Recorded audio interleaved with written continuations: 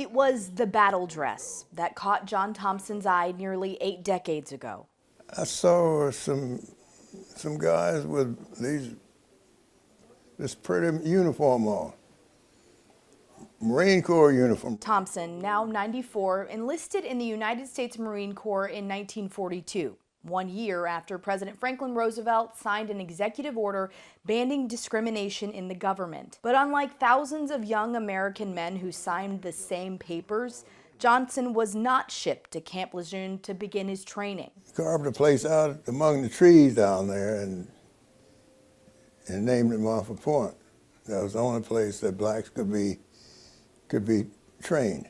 A segregated camp across the railroad tracks from Lejeune where black Marines wore ragged, used uniforms. We didn't live in barracks. They had huts for us to live in. The walls were 1 ply thick. In other words, 1 board thick.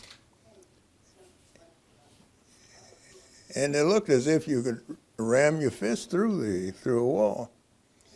And this hut had 32 men in it. Discrimination was nothing new to Thompson and his fellow Montford Point Marine, 93-year-old William Burton. I had in my mind to try to make it the best I could make it.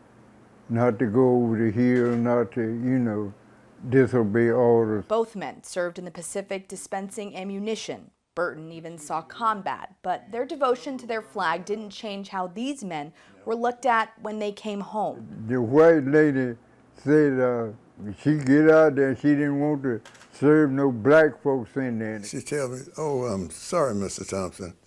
Over the telephone, you sounded white."